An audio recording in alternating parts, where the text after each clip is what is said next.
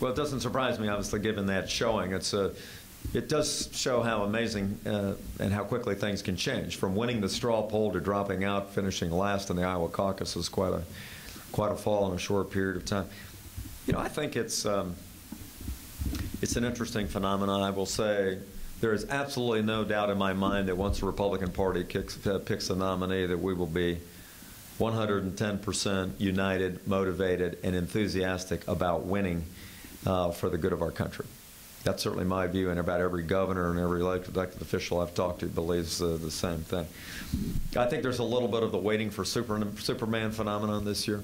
We're waiting for that exactly right ideal candidate that steps up, that has two major qualifications. One, they're impeccably principled and conservative with a great record of getting results that everybody likes. Number two, is absolutely the best person to beat President Obama. Now, those are two different traits that aren't always combined in the same person, and so I think that accounts for some of the ups and downs that some of the campaigns have had over the last 6 months. Obviously, you know, the old saying, there's only 3 tickets out of Iowa. Well, there may be a few more than that, but the point is every primary, every caucus might serve to winnow the field, or to at least to say who the top tier is, and so there's no question that we're going to have a very strong candidate. It just may take us a couple months to pick that. There's only 2 candidates to choose from in Virginia at this time, unless a court intervenes. That's all we're going to have, and I think it's a very different kind of primary season than what we've had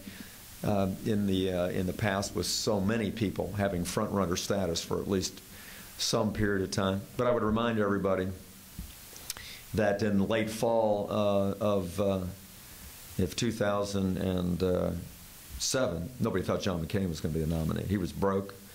His campaign seemed to be in disarray, and he was a nominee. So I mean, at this, and I'd say about that same time, nobody thought Barack Obama was going to be a nominee either. So parties go through a series of evaluation and reevaluation to decide who their standard bearer is, but this conflict between having that perfect ideal candidate that represents every important principle for you as a voter, and the intense desire to win, often create competing interests for who somebody may want to vote for. No. Show me.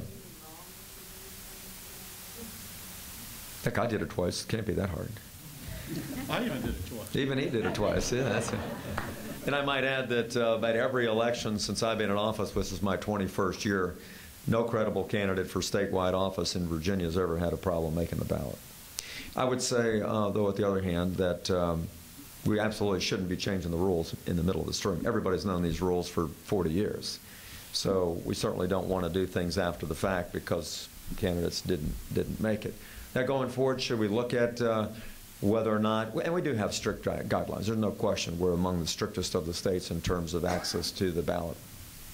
But if you want to be President of the United States, you ought to be able to get 10,000 signatures in Virginia, is my view. Now, should we look at whether or not we ought to make some changes that don't create unnecessary impediments to the ballot so that we have a vibrant and robust democracy where people's views can be properly expressed? Sure. And I think that's a discussion that we'll have this session. People will put in bills on a going forward basis to look at whether or not we change the criteria. And I'd certainly be open to that. But I'm at this point, having seen 20 years of people making that with relative ease, I'm not necessarily advocating any changes at this time, but I'm certainly open to that.